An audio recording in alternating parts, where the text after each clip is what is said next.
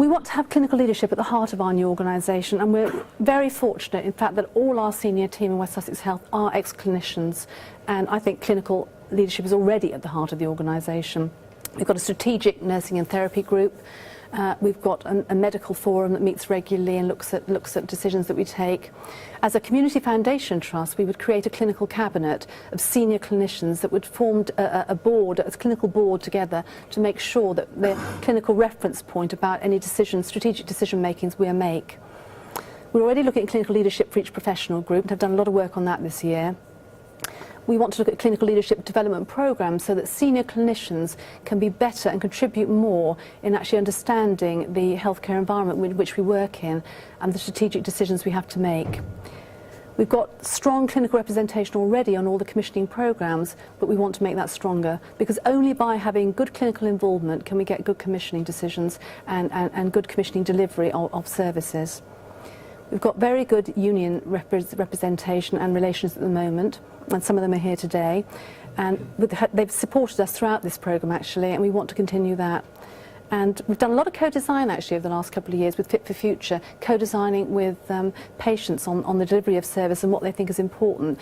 And what we've got to do is get much better at co-design with staff on services and service improvement. Governance. This is something that our board is very exercised about and wants to see as very robust in the new organisation.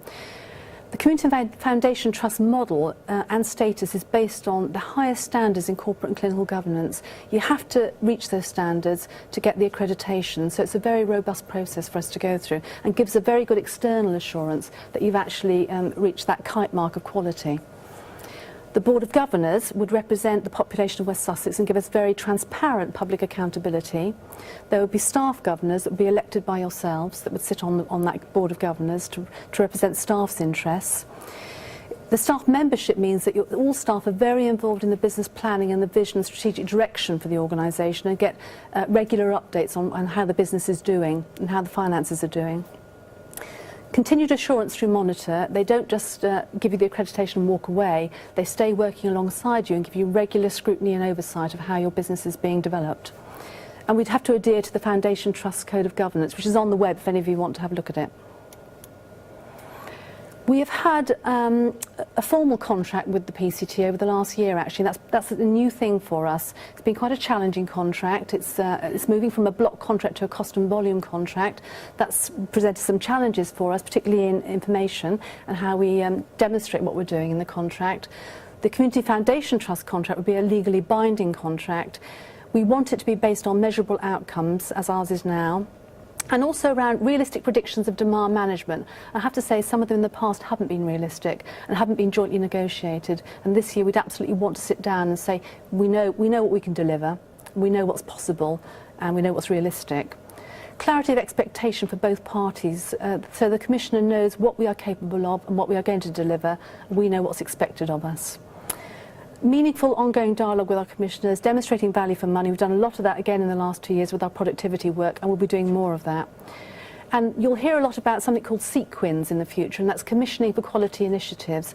And it's reward incentives over and above the contract for hitting quality markers. But there's also money that can be taken away if we don't hit those quality markers. It's going to be an increasingly important area for us to jointly negotiate what do we think represents quality for us in West Sussex. And more importantly, it's really significant that all our staff out there understand the contract we've signed up to and where their team's contribution is in that and what their individual contribution is. And we probably haven't been very good at doing that up till now, explaining what it is we've signed up to deliver. All public and private sectors have got to be financially viable, and we are heading for a very difficult period financially. The unprecedented levels of investment that the NHS has put in over the last few years is coming to an end, and all organisations in real terms will see a decline in investment.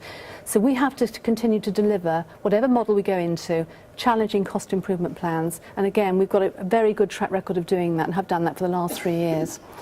And we will require scrupulous financial planning in how we go forward, pacing our growth with our investment, and using this recession as a real opportunity to radically review what we're delivering, how we're delivering it, and making sure we're delivering services that have impact and add value.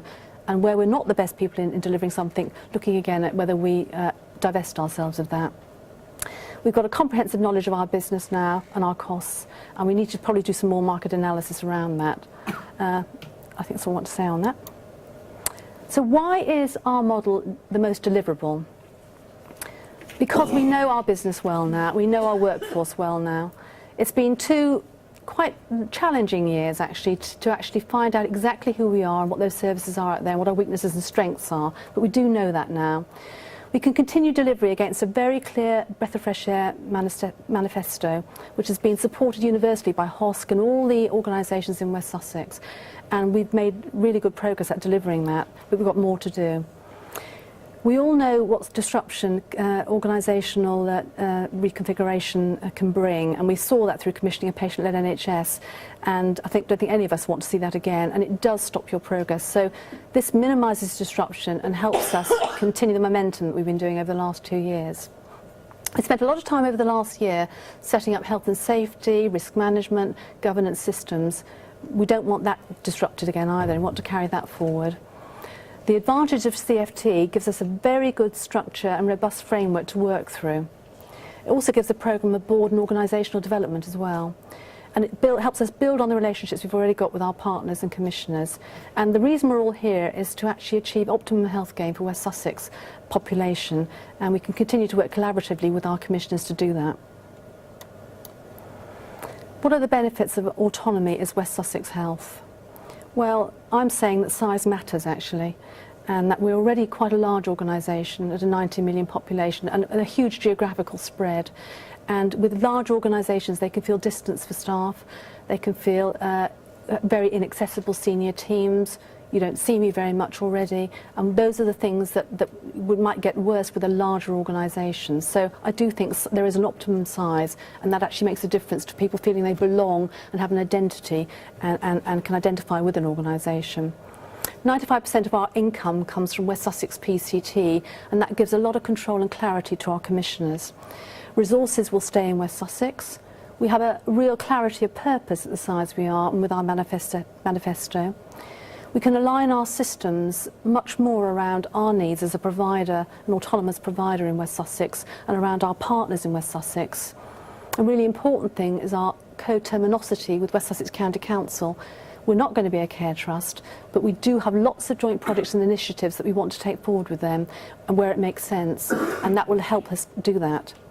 Less red tape and more effective decision making, and as I've said, a sense of belonging and ownership for staff. So talk to us on our stand. We are West Sussex Health.